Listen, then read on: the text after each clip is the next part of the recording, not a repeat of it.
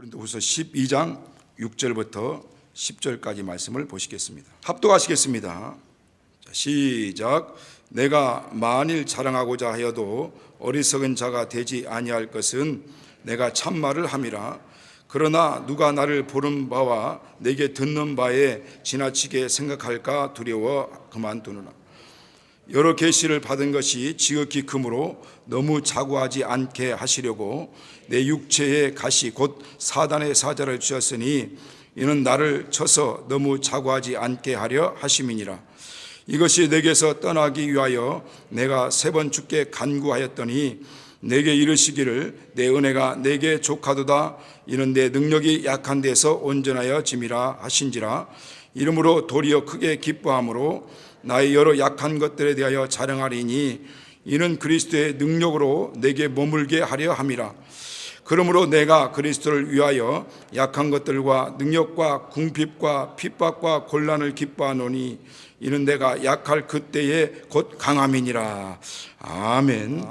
자, 오늘 설교 제목은 약함이 강함이 되는 은혜입니다. 오늘날 하나님께서는 예수 믿는 믿음의 사람들을 통해서 하나님의 사심이 나타나고 또 하나님의 영광이 나타나기를 간절히 원하십니다. 오늘날 저 자신을 한번 돌아볼 때 제가 오늘 이 자리에서 이렇게 설교하고 있는 그 자체가 어떻게 보면 진짜 하나님의 은혜라고 생각합니다. 저는 가끔 그런 생각을 합니다. 정말 신기하다. 어떻게 제가 우상에 쩌들고 또 미신에 쩌들고 아니면 이 불신앙에 쩌들어 있던 나, 또 우리 가족들, 저희 형님은 술을 얼마나 좋아했던지 술을 먹고 나면 꼭 시골에서 걸음자리에서 이렇게 잡니다. 밤에 들어와 가지고. 그런데 성경 이 사무엘상 2장을 읽을 때마다 그 생각이 나요. 거기 보면 걸음더미에서 드사 존귀한 자의 반열에 서게 하시고 라는 말씀이 있거든요. 그 말씀을 읽을 때마다 우리 형님이 생각이 납니다. 그런데 지금 형님은 이제 장로님이시죠. 장로님. 우리 가족은 우상 가운데 살고 있었습니다. 또 저 자신도 그렇게 아니 불신앙 가운데 쩌들어 있었던 사람인데 하나님이 마음을 녹여주셔서 이렇게 이 자리에 설 수 있는 이와 같은 놀라운 은혜를 베풀어 주신 겁니다.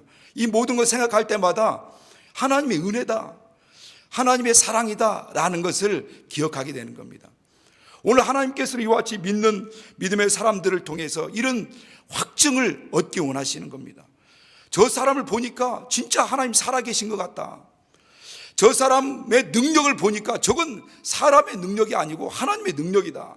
마치 출애굽기 8장 19절에 보면은 그 바로 왕에게 그 술사들이 바로여 저들의 하는 저 능력은 여호와의 능력입니다라고 고백했듯이 하나님은 그런 고백을 통해서 하나님의 사심이 증거되기 원하시고 하나님의 영광이 나타나기를 원하시는 겁니다. 창세기 26장에 보면은 이삭의 그런 사건이 나옵니다. 이삭이 블레셋 그랄 땅에 거하게 되는데 그 그랄 땅에서 이제 우물을 파게 됩니다. 그 당시 우물이란 것은 이 생존과 관계된 문제이기 때문에 우물 파는 것이 중요하죠.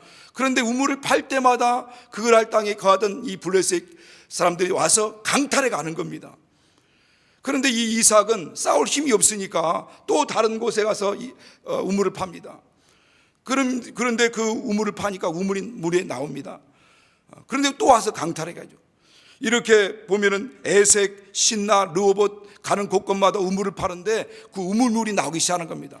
여러분 광야에서 우물을 파는데 그 우물이 즉시 나온다. 이것은 세상 말로 기적과 같은 것이라고 합니다. 비가 내리지 않는 그 광야 같은 곳에서 보통 우물을 파려면 150m 내지 200m를 파고 들어가게 되고 수십 번, 수백 번을 파야 그 중에 한 번이 나올 똥 말똥 한다고 합니다. 실제적으로. 그런데 이삭은 가는 곳마다 우물 파면 바로 물이 나오기 시작하니까 그 광경을 이 블레셋 왕이었던 아비멜렉이 본 겁니다. 그러면서 이삭과 함께 하시는 그 하나님의 능력이 있는가 보다라고 해서 그가 이삭의 비골이라고 하는 군대 장관과 함께 내려옵니다. 그리고 와서 28장 창세기 26장 28절에 보면 그들이 가로되 여호와께서 너희와 함께 계심을 우리가 분명히 보았으므로 이렇게 고백하죠.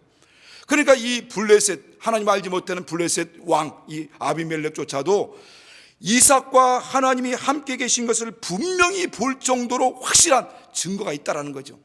그래서 상호 평화 조약을 맺습니다. 우리 서로 이렇게 침범하지 말고 잘 지내보자, 이렇게 두려움 나머지 그런 조약을 맺게 되는 거죠. 그러니까 이삭 입장에서 보면 이삭은 이렇게 연약하기 때문에 또 부족하기 때문에 하나님의 절대적인 능력이 필요하죠. 그러니까 하나님께서도 보실 때 이삭은 하나님을 천적으로 의지하는 이삭을 볼 때 하나님의 도움이 없이는 살 수 없다라고 판단한 거예요. 그래서 그랄 땅에서도 100배의 축복을 줍니다. 그리고 가는 곳곳마다 우물을 팔 때마다 우물을 얻게 하는 거죠. 이삭에게 하나님은 어떤 분이시냐? 그의 보호자이십니다. 그의 힘이에요. 그의 능력입니다.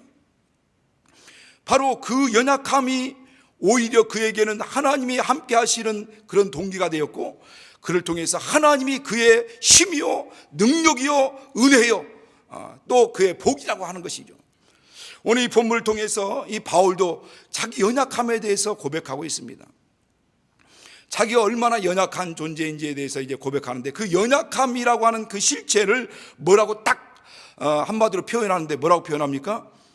육체의 가시, 사단의 사자다, 이렇게 말씀하고 있죠. 그러니까 그 연약함이라고 하는 것을 실체가 있는데 그것이 바로 육체의 가시다는 거예요. 그리고 그것이 그에게는 사단의 사자다라고 하는 거죠. 그런데 그가 이것을 고백하기를 이렇게 하나님께서 이 육체의 가시, 곧 사단의 사자를 하나님이 허락하셨다라고 하는 거예요. 그것은 약한 데서 하나님을 의지함으로 인하여서 강함, 하나님의 능력을 나타내고자 하신다는 것을 그는 깨달은 겁니다. 오늘 이 바울의 육체의 가시라고 하는 것, 이 사단의 사자를 두신 이유를 이 바울은 분명히 깨달았습니다. 그래서 두 가지를 얘기하고 있지 않습니까?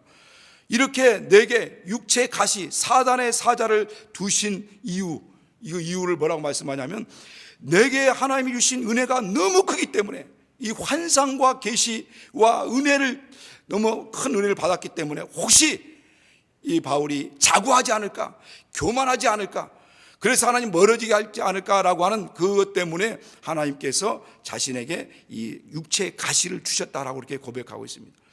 그런가 하면은 그의 바울에게서 나타난 무한한 능력들이 나타났습니다. 엄청난 능력들이 나타났죠. 그 모든 능력이 바울에게서 나오는 바울의 능력이 아니라 하나님의 능력이라는 것을 분명히 알게 하시려고 하나님께서 이 바울의 육체의 가시를 주셨다라고 이렇게 그는 고백하고 있습니다. 그러니까 그가 교만하여서 하나님을 떨어져 나가고 하나님으로부터 멀어질까 하는 것과, 또 그가 이와 같이 바울에게서 나타난 이 놀라운 능력들, 이 능력들이 바울의 능력이 아니라 하나님의 능력이라는 것을 분명히 보여주시려고 하셨다라고 하는 거죠. 이 육체의 가시라고 할 때 그 원어를 보니까 말뚝, 끝이 뾰족한 이 나무 꼬챙이, 이런 의미를 가지고 있더라고요. 그러니까 바울에게 박혀있는 이 육체의 가시는 말뚝과 같고 끝이 뾰족한 나무 꼬챙이와 같은 거예요. 그 끝이 뾰족한 나무 꼬챙이가 그 육체에 박혀있는 것처럼 그 고통스러운 겁니다. 그러니까 그것이 떠나가기 위해서 기도했다고 하죠. 얼마나 괴롭겠습니까? 나무 꼬챙이가 계속 자기를 찌르는 이 상황을 경험해 봤던 사람이라고 한다면 그 고통이 얼마나 큰지 알 수 있을 겁니다. 그러니까 그렇게 삶의 가시가 계속 찌르듯이 그 자체가 고통스러운 거예요. 그 자체가 힘든 겁니다. 빼어버리고 싶어도 뺄 수가 없는, 자기 능력으로서는 불가항력적인 것입니다. 제가 이렇게 옛날 오래전 일이죠. 한번 몇 개월 전에 있는데, 몇 개월 전에 KBS 프로그램 중에서 강연 백도시라는 그런 프로그램이 있었습니다. 여러분 아마 보신 분 계시죠? 거기에 김희아라고 하는 그 강연자가 나와서 강연하는 그 강연을 듣고 저도 많이 울었어요. 감동을 받아가지고. 그런데 그분이 나중에 이제 예수 믿는 분이라서 나중에 그 간증하는 그 간증도 다시 한번 들어봤습니다. 그분은 왼쪽도 마찬가지고 오른쪽에 이렇게 빨간 점처럼 온 얼굴을 덮고 있는 모반증이라고 하는데 그 점이 덮고 있었습니다. 그 어렸을 때부터 그게 항상 그게 약점이죠. 그래서 아이들이 항상 놀리고 막 괴물 같다고 하고 놀리고 했는데, 그것이 하나님을 믿고 나서 그것이 없어지도록 이 얼굴이 진물 날도록, 왼쪽이죠, 왼쪽에 이 얼굴이 진물이 나도록 막 비비면서 하나님, 이 모반증, 이 혹과 같은 이것이 없어지게 해달라고 막 눈물로 막 간절히 기도했다는 거예요. 그런데 그 눈물에 간구하는 그 기도 시간에 갑자기 주님의 모습이 보이더라는 겁니다. 그런데 그 주님의 모습이 보이는데 자기가 그렇게 울며 눈물 흘리고 울고 있는 그 모습과는 비교도 안 될 정도로 주님이 그렇게 눈물을 통곡하며 쏟고 있더라는 거예요.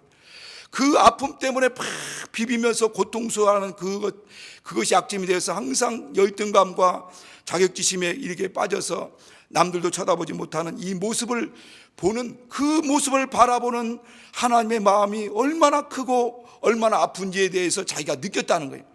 그러고 나서는 다시는 그 문제에 대해서 아파하지 않고 그 문제 때문에 열등감에 빠지지 않고 오히려 그 문제를 통해서 하나님, 그 약함을 통해서 하나님께서 영광 받을 수 있도록 위해서 기도하는데, 지금 여러분 그는 얼마나 밝은지 몰라요. 그는 정말 그리고 나서 스타 강사가 됐습니다. 가는 곳마다 이제 간증 문의하는 사람들이 많이 오고, 또 이렇게 정말 각 교회마다 다니면서 또 이렇게 강의를 하면서 이게 하나님의 영광을 나타내고 있더라는 겁니다. 바로 우리의 이 약점, 우리의 연약한 부분은 하나님이 더 아신다는 거죠. 머리털까지 다 세신 바 되신 하나님이십니다. 우리의 마음과 심령을 다 감찰하시는 하나님이십니다. 그 하나님이 모든 사정을 아신다는 거예요. 이 바울의 육체에 꽂혀 있는 이 가시, 그 육체의 가시요 사단의 사자라고 말씀하고 있는 그것이 과연 무엇일까? 많은 학자들이 얘기를 합니다. 이렇다 하는 얘기도 하고 저런 의견들을 많이 얘기를 합니다. 어떤 분들은 이 바울이 복음을 전할 때마다 그 따라다니는 유대인들의 핍박이 있었거든요. 가는 곳마다 막 쫓아다니면서 방해했던 그 방해가 있었습니다. 바로 이 육체의 가시라고 하는 것, 이 사단의 사자라고 하는 것은 유대인들의 이 회방, 핍박, 이 방해다라고 하시는 분들도 계시고, 그런가 하면 어떤 분들은 이건 질병이다. 바울에게는 이 질병이 있었다. 그 질병이 간질이라고 하는 분들도 있고 우울증이라고 하는 분들도 있는데, 대부분의 분들은 이 질병이라고 얘기하시는 분들은 이것이 안질이다라고 이렇게 합니다. 그렇게 안질이다라고 이렇게 얘기할 만한 성경 구조들이 있죠. 보면은 우리 갈라디아 4장 13절, 14절, 15절에 보면 13절에 보면 육체의 약함에 대해서 이렇게 말씀하시다가 내 육체의 약함이 있다. 그런데 그 육체의 약함이 너희를 시험하는 것이 내 육체에 있으되, 너희를 시험할 만한 것이 내 육체에 14절에 이렇게 말씀하고 15절에는 그러나 할 수 말씀에 너희 눈이라도 빼어 나를 주었으리라 이렇게 말씀합니다. 그런데 내 육체에 약함이 있다. 그런데 나에게 너희가 시험 들을 만큼의 어떤 그런 약점, 그 약점을 내 육체에 가지고 있는데 할 수 말씀엔 너희가 눈이라도 빼어서 나에게 주었을 것이다 라고 할 만큼 그것이 이 육체의 가시라고 하는 것이 이 안질이라고, 눈이 안 좋았던 것이 아닐까. 또 실제적으로 바울은 이 복음서, 서신서를 쓸 때마다 각 지역에 서신서를 보내지 않았습니까? 서신서를 쓸 때마다 대필자를 세웠어요. 특별히 로마서 같은 경우를 보면은 더디오라는 사람이 자기 이름을 밝히지 않습니까? 대서하는 나 더디오도 이렇게 밝힘으로써 그 쓰고 있는 대서하는 인물이 있다는 것을 알게 된 거죠. 그리고 그 인물을 통해서 대서하고 마지막 부분은 이제 결론적인 부분은 이제 바울이 직접 기록하고 각 지역에 서신서를 이제 보내게 된 경우들이 많죠. 그 바울에게 있는 이 육체의 가시, 그는 육체의 가시를 벗어버리기 위해서 그렇게 간절히 하나님께 기도했다라고 말씀합니다. 이 성경에서는 그걸 3번 죽게 간구했다 이렇게 말씀합니다. 숫자로 3번이라고 말하지만은 단순히 3번 간구했다라는 의미가 아니라 응답이 올 때까지 기도했다는 거죠. 간절히라고 간구했다는 말씀 자체가 간절히, 그렇게 응답이 올 때까지 그가 할 수 있는 만큼 기도를 다 했다는 겁니다. 그런데 과연 하나님이 응답이 왔습니다.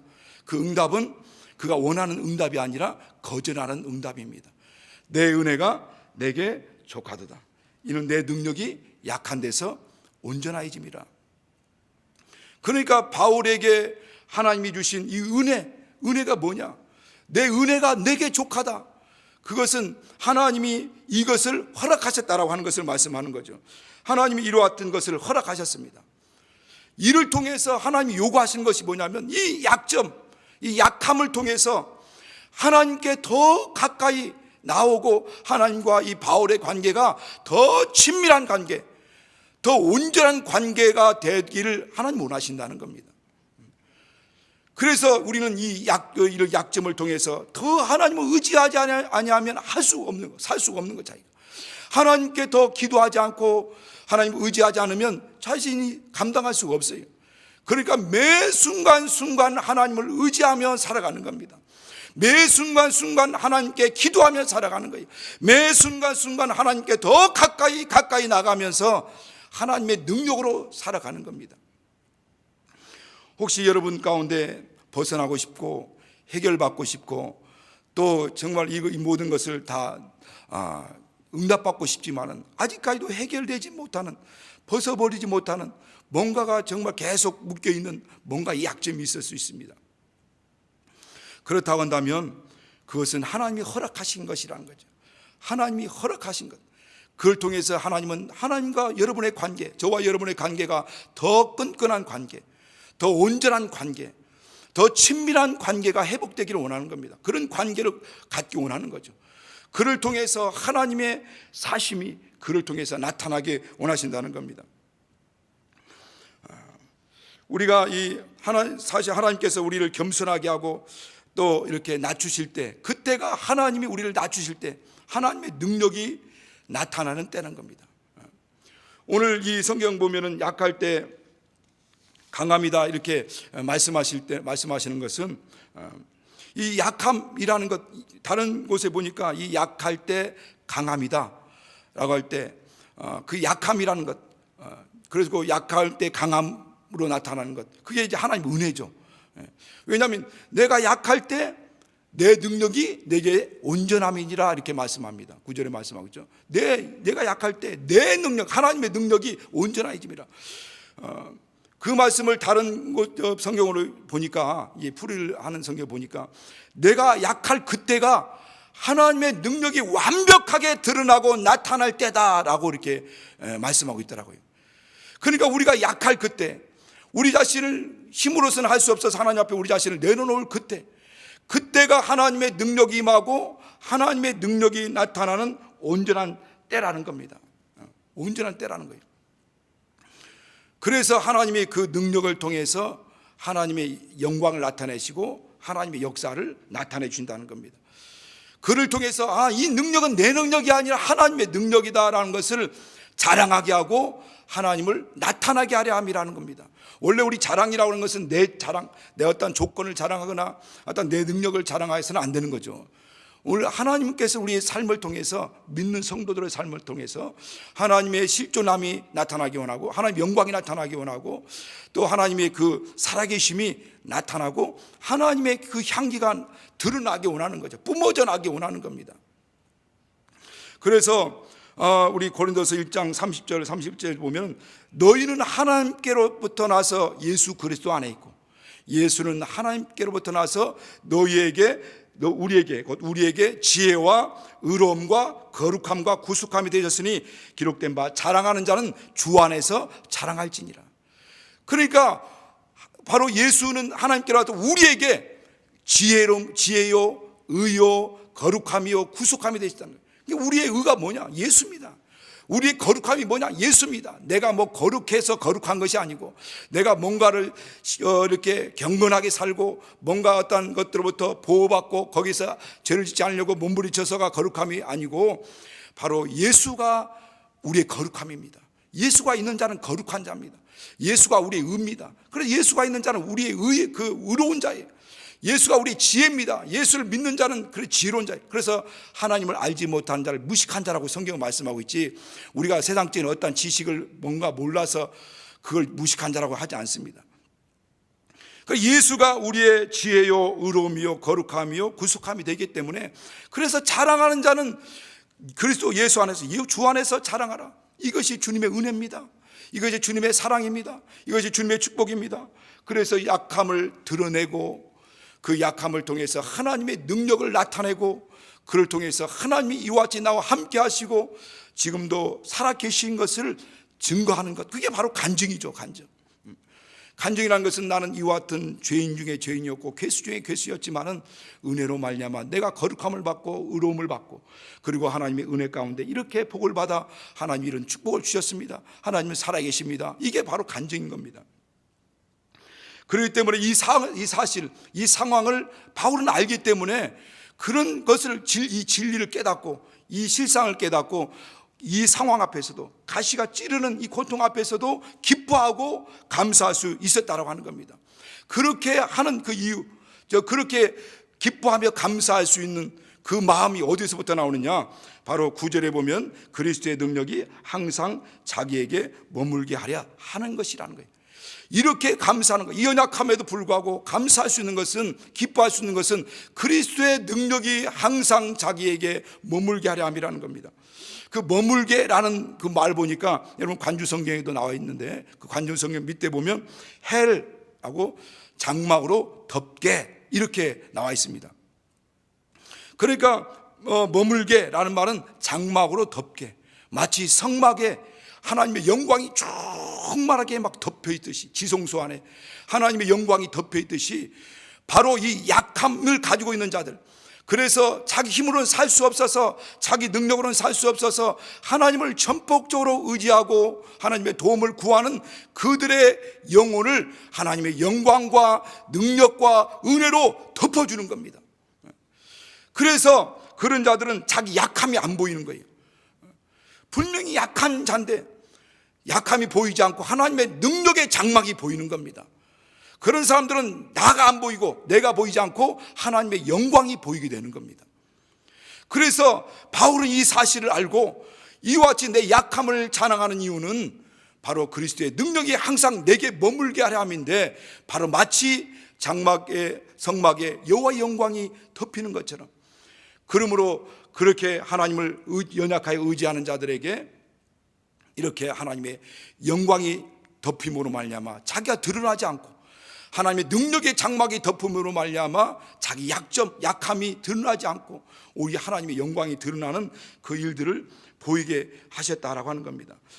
그래서 우리는 어떤 상황에도, 어떤 형편에도 하나님이 나와 함께하고 있다는 걸 알고, 정말 하나님을 의지하고 또 하나님께 기도하고 하나님께 온전히 맡기고 하나님 앞에 자신을 내려놓을 때, 그러면서 믿음으로 순종하며 나갈 때 하나님께서는 그런 자들을 하나님의 능력으로, 은혜로, 영광으로 덮어주시는 거죠.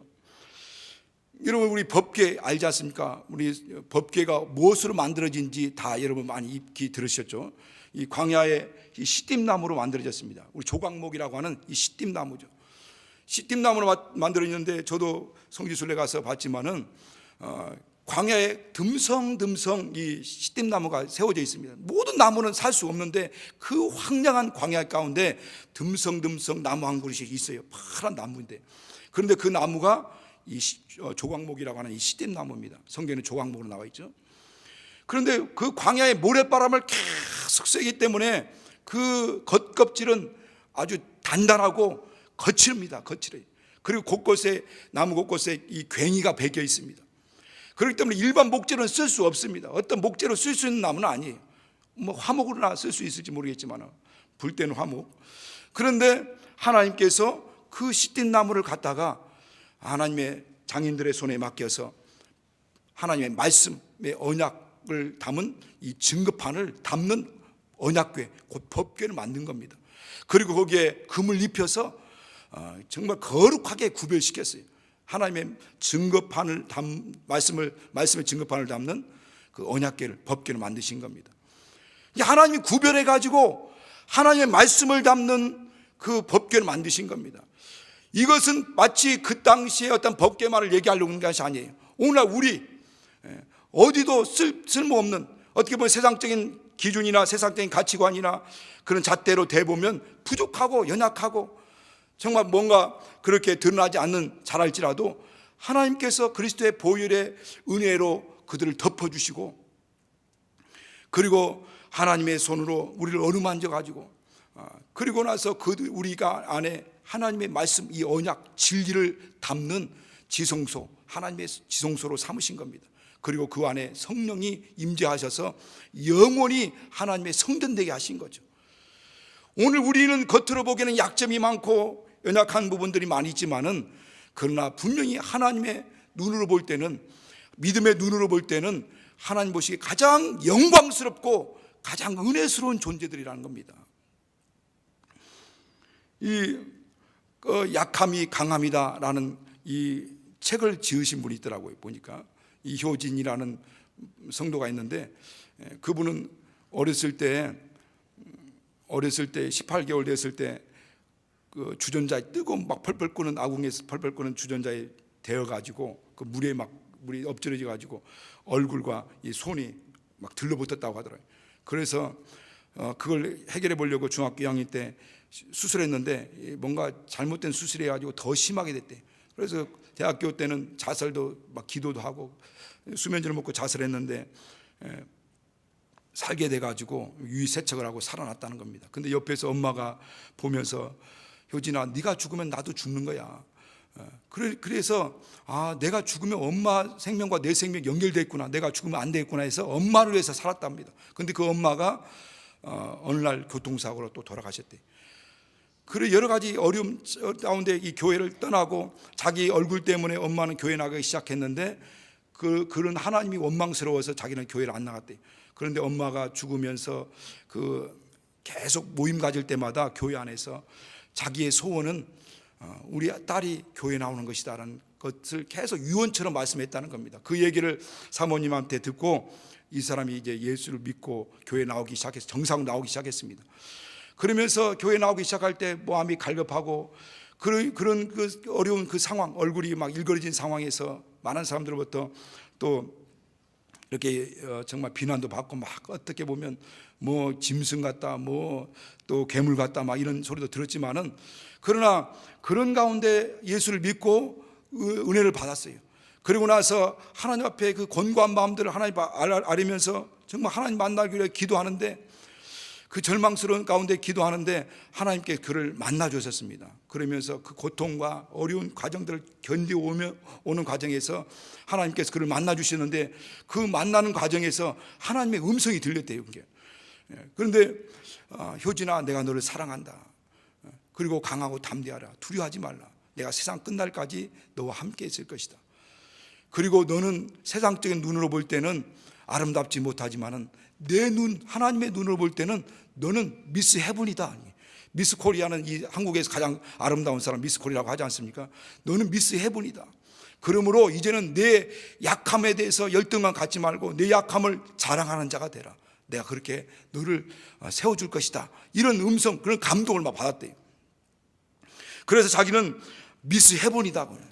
자기는 하나님의 나라에, 하나님 나라를 자랑하는 그 하나님 나라의 대사다. 그래서 그때부터는 이 약함을 자랑하는 자가 됐다는 거예요. 이전에는 그 약점이 항상 열등감으로 그 앞에 마음에 자리 잡고 있었지만은, 그러나 그때부터 하나님이 이전에 있었던 모든 상처들을 그분이 오셔서 이렇게 내적인 상처들을 치유해 주시고, 그 열등감을 치유해 주시고, 낮은 자존감들을 막 이렇게 치유해 주셨다는 겁니다. 그때부터는 그 약점들을 자랑하는 거예요. 자랑. 이렇게 자랑하는 겁니다. 그리고 담대히 자랑하고 간증하고 있더라고요. 저는 어떤 분이 그런 얘기 하더라고요. 당신의 무기는 약함이라고. 약함이 당신의 무기라고. 물론 그 어떤 분은 제 아내입니다. 제 아내가 당신의 약함이 당신의 무기라고. 왜 그러냐면 저는 이 준비할 때마다 또 기도할 때마다 항상 다 그런 말을 하죠. 어떻게 하나 이분 어떻게 하지? 막 그런 마음들을, 막 약한 모습들을 보니까 그 약함이 당신의 무기니까 하나님께 무릎 꿇고 기도하라고. 그런데 실제적으로 이런 나의 약함을 알기 때문에, 나의 부족함을 알기 때문에 하나님 앞에 그 부족한 부분을 내려놓고 주님 앞에 몸부림치며 기도하는 거죠. 기도하고 하나님을 다 의지하고 하나님과 더 관계를 회복하려고 하고 하나님과 나의 관계에서 막혀있는 부분이 무엇인지, 내가 회개할 부분이 무엇인지, 또 내가 뚫어야 될 부분이 무엇인지, 내가 정말 순종하지 못한 부분이 무엇인지를 날마다 묻는 겁니다. 주님, 내가 회개할 것이 무엇이 있습니까? 주님과 나의 관계 가운데서 주님이 나를 전폭적으로 나를 사용하지 못하는 그 막혀있는 부분이 혹시 무엇입니까? 그걸 내게 보여주세요. 그걸 알게 해주세요. 그걸 깨닫게 해주세요. 그래서 어찌하든 내가 살 수 있는 방법, 어떻게 보면 역설적인 것이죠. 내가 죽으면 살리라 했는데 어쨌든 그렇게 하나님의 도움이 없이는 살 수 없음을 알죠. 세상적으로 산다면야 세상 지식 가지고 살고 세상 능력 가지고 살겠죠. 그러나 주 안에서 이 사역을 감당할 목사로서, 주의 사역자로서 이 일을 감당하려면 하나님의 능력이 필요한 거죠. 그러니까 날마다, 새벽마다, 또 시간 될 때마다, 오후 갈 때마다 내 삶이 기도가 되는 겁니다. 기도가 내 삶이에요. 수시로 주님, 이런 상황이 벌어지고 이런 형편이 있고 이런 어려움이 있는데 이런 어려움 때는 어떻게 해야 되는 겁니까? 이런 문제가 지금 주변에서 발생하고 있는데 내가 지금 이렇게 연약함 가운데 쌓여 있는데 내가 이것도 감당하지 못하고 이런 좌절 낙심하고 있는데 하나님, 이 문제를 어떻게 풀어야 되는 겁니까? 내 삶이 기도가 되는 거예요. 기도가 내 삶인 겁니다. 다 뭐 이렇게 새벽 기도 나오거나 이런 예배당에 나와서 우리가 두 손을 모으고 뭐 정식적으로 이 기도하는 것이 아닐지라도 삶 가운데 계속 주님과 그런 도움을 구하는 거죠. 주님을 의지하는 겁니다. 이런 연약한 부분들, 이런 나약한 부분들이 바로 정말 하나님 앞에 더 가까이 나갈 수 있는 길이 되고 더 의지하는 길이 되고 더 기도하는 길이 되는 거죠. 바로 이 약함이라는 것이 하나님의 은혜의 그릇입니다. 어떤 은혜의 그릇이냐? 하나님의 능력을 담을 수 있는 은혜의 그릇입니다. 하나님의 능력을 담을 수 있는 은혜의 그릇이에요. 그래서 그 은혜의 그릇 가운데 하나님께서 정말 능력을 담아주시고 은혜를 담아주시고 생명을 담아주시고 능력을 담아주시고 또 하나님의 복을 담아주시는 거죠. 그러니까 나의 약함을 인정하고 주님 앞에 내려놓고 하나님의 도움을 구할 때, 그럴 때 그 약함을 인정하는 자들, 그리고 하나님을 의지하는 자들, 하나님의 도움을 구하는 그들에게 하나님께서는 그들에게 그 능력, 하나님의 능력을 이제 채워주시는 거죠. 그 은혜를 채워주시고 또 복을 채워주시는 겁니다. 이 약점이라는 것은 여러분, 저와 여러분의 약점이라는 것은 우연히 생긴 거 아닙니다. 이것은 우연히 생긴 것이 아니라 하나님이 그 약점을 일부러 우리에게 허락하시고 그 약점을 통해서 하나님께서는 하나님의 뜻을 이루려고 하는 겁니다. 영광을 이루려고 하는 겁니다. 그렇지 않으면 자기 마음대로 나가버리니까 뭔가 됐다 싶으면 다 그냥 흩어지지 않습니까? 뭔가 어렵고 힘들 때는 막 몸부림치며 주님을 가까이 하지만 뭔가 이루었다 싶으면 또 주님으로부터 멀어지는 것이 인간의 속성입니다. 그러니까 우리 안에 이 영적 완충 장치를 하나님이 심어 놓은 겁니다. 바울도 그걸 깨닫는 거예요. 영적인 이 완충 장치를 하나님께서 심어 놔가지고 그걸 통해서 하나님께로 계속 돌아오게 하고 하나님께 의지하게 하는 겁니다. 하나님께서는 그렇게 부족한 그 공간에 하나님의 능력을 채워주셔서 그걸 통해서 하나님이 쓰시는 겁니다. 우리 고린도서 1장 27절 29절 오늘 띄울 수 있나요? 혹시 한번 우리 같이 읽겠습니다. 두 번째 성경 구절인데 안 되면 그만두겠습니다. 자, 거기 보면 하나님이 세상에 어리석은 자를, 미련한 자를 택해서 지혜로운 자를 부끄럽게 하시고 약한 자를 택해서 강한 자를 부끄럽게 하시고 천한 것들과 멸시받는 것들과 없는 것들을 택해서 있는 것을 부끄럽게 폐하려 하시나니 이는 아무 육체라도 하나님 앞에서 자랑하지 못하게 하려 함이라. 그 이유가 있습니다. 아무 육체라도 하나님 앞에서는 자랑하지 못하게 합니다. 여러분, 육체로는 하나님 앞에 자랑할 것이 없습니다. 아무 육체라도, 그 어떤 사람의 육체라도, 그 어떤 능력자라고 한다 할지라도 하나님 앞에 자기의 것을 자랑한다면 그는 이미 하나님과 멀어진 겁니다. 하나님은 우리를 질그릇이라고, 질그릇. 어떤 질그릇? 보화를 닮은 질그릇, 예수를 닮은 질그릇, 하나님의 은혜를 닮은 질그릇, 하나님의 능력을 닮은 질그릇이라는 겁니다. 질그릇은 가치가 없어요. 그러나 그 가치가 없는 질그릇에 어떤 것을 담느냐에 따라서 그 그릇의 가치가 달라지지 않습니까? 바로 우리는 이와 같은 질그릇 같은 자들이, 연약한 자들입니다. 그러나 이 연약하고 부족한 우리를 하나님이 붙드셔가지고 거기에 하나님의 능력을 채워주시고 은혜를 채워주시고 복을 채워주시고 생명을 채워주셔서 아무 육체로는 자랑하지 못하고 오직 누구만을 자랑하라고요? 예수만 자랑하도록, 하나님의 은혜만을 자랑하도록, 하나님의 복을만을 자랑하도록 하기 위함이라는 겁니다. 이 부족함이 은혜의 공간이라는 겁니다. 제가 플라톤, 여러분 죄송합니다 이런 얘기해서, 자, 플라톤이라는 사람 여러분 아시죠? 철학자 플라톤, 유명한 사람 중에 한 사람이 있지 않습니까? 그분의 우연히 글을 보다가 일반적인 글을 보다가 위로받은 글이 있어요. 위로받은 글. 원래 설교 시간에 이런 얘기하면 안 된다는 거 알면서도 제가 너무 위로받고 또 상당히 위로받았기 때문에 한번 이제 그분이 뭐라고 얘기하냐면 행복의 조건을 5가지를 얘기하는데, 첫 번째 그 행복의 조건 5가지 중 하나가 뭐냐면 마음껏 풍족하게 먹고 입고 살고 싶은 수준에서 조금 부족한 듯한 재산. 저는 위로가 되더라고요. 마음껏 먹고 마시고 입고 하고 싶은데 그러지 못한 이 부족한 재산. 두 번째는 모든 사람이 칭찬하기에는 약간 부족한 용모. 저는 다 되는데 이 키가 작아요. 제가. 그럼 위로가 돼요. 위로가. 그런가 하면 세 번째는 연설을 듣고도 청중의 절반은 손뼉치지 않는 이 말솜씨, 특히 이곳에서 더 위로가 되더라고요. 청중 중에서 이렇게 박수치지 않는 이 말솜씨. 그런가 하면 넷째는 자신은 대단하게 자부심을 갖고 있는 그것에 대해서 일반 사람들은 반절밖에 알아주지 않는 것들.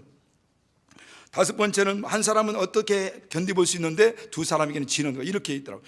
그런데 가만히 보니까 내가 행복의 조건을 다 가지고 있더라고요. 저는 행복한 사람입니다, 이 플라톤에 의하면은. 그런데 우리에게는 어떻게 보면 이 만족할 때 사람들은 행복을 느끼는 것이 아니라 부족한 가운데 그 부족함을 채워가면서 노력하고 살아갈 때 그 과정이 대부분 행복하다. 세상 사람도 그렇다는 거예요. 그런데 오늘 예수 그리스도 안에서는요, 예수 안에서는 이와 같이 하나님 안에서는 저렇게 하나님의 은혜로 말미암아 살아가는 사람, 그 사람이 행복한 사람이에요. 행복한 하나님의 사람입니다.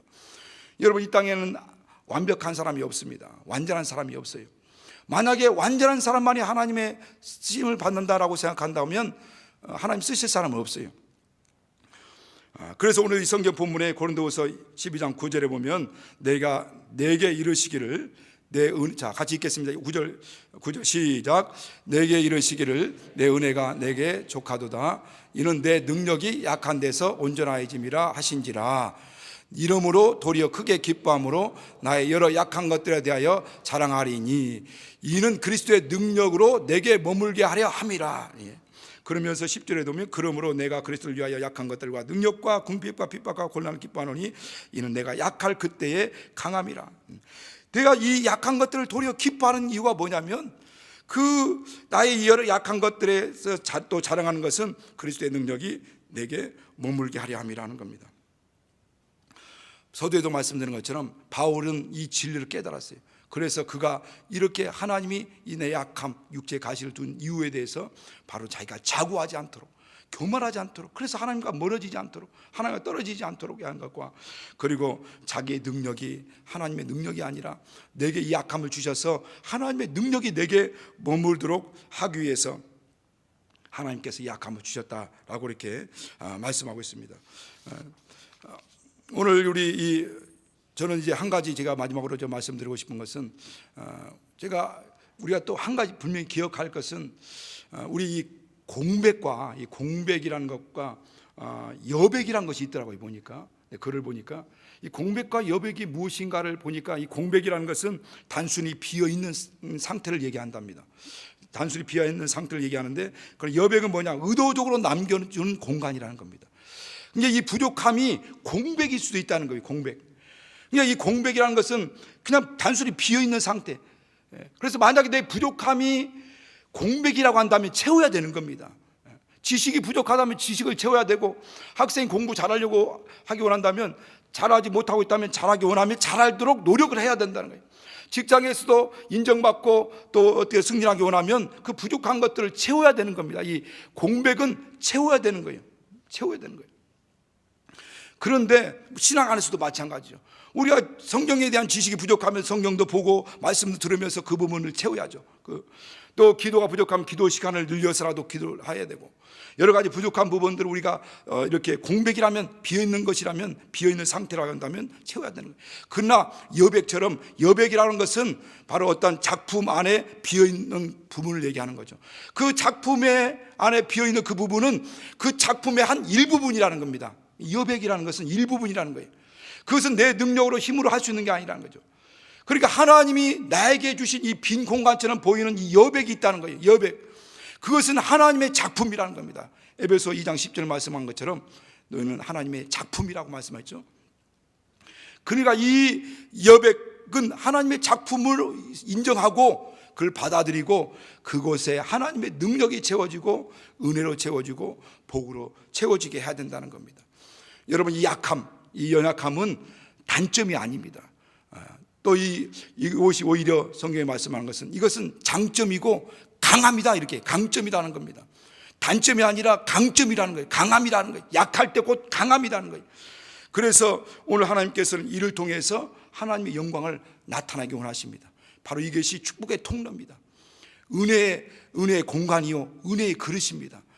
하나님께서는 이 은혜의 그릇, 은혜의 공간, 이 축복의 통로를 통해서 하나님의 능력을 부어주시길 원하십니다. 하나님의 복을 부어주시길 원하십니다.